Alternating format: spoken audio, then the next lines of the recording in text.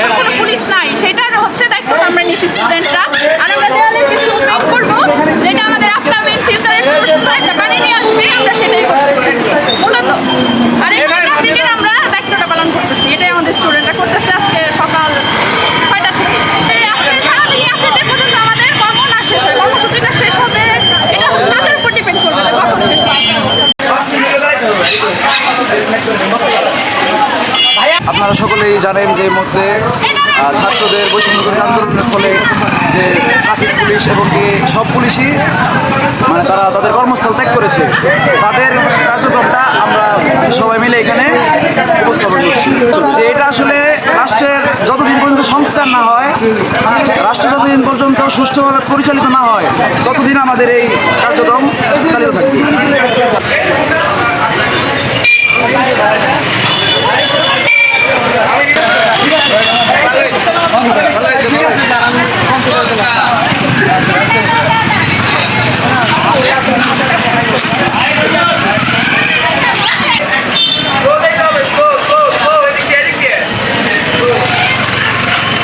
মানিকগঞ্জের সকল ছাত্র সমাজের মানুষ একত্রিত হয়েছে মানিকগঞ্জকে সুন্দরভাবে সংস্করণের জন্য। আমরা এর আগের দিন আমাদের কর্মসূচি ছিল প্রথমত ময়লা পরিষ্কার করা। আমরা বয়েজ স্কুলের মাঠ, বেলুন কলেজ, কালপার, বাসস্ট্যান্ড পর্যন্ত পরিষ্কার করেছি। এবং আজকে আমাদের কাজ হচ্ছে যত ভাঙচুর হয়েছে ময়লা হয়েছে আমরা এগুলো ঠিক করে মানিকগঞ্জকে নতুন একটা রূপ দিন। এবং শুধু মানিকগঞ্জে নয়, সমগ্র বাংলাদেশের সবগুলো জেলায় মোটামুটি তাদের ইয়েগুলো সংস্করণের কাজ করতে, তাদের নিজস্ব এরিয়া ঠিক করার কাজ করতে। সুতরাং এটা আমাদেরও দায়িত্ব ছাত্র হিসাবে যে আমরা আমাদের জেলাটাকে সুন্দর করি।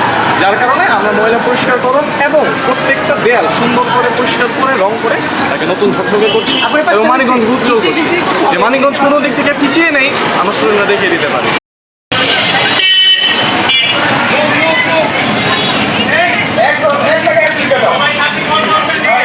আমাদের যে ছেলে মেয়ে আছে এরা আসলে মেইনলি যে আবর্জনা ময়লাগুলো আছে ওয়ালের এগুলো পরিষ্কার করতেছে।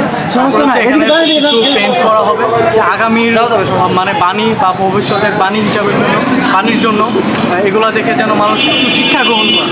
তারপর আর কিছু আমাদের ছেলে মেয়ে আছে কিছু কাজ করতেছে, সেটা হচ্ছে ট্রাফিক কন্ট্রোলের জন্য, যেহেতু আমাদের ট্রাফিক পুলিশ নাই।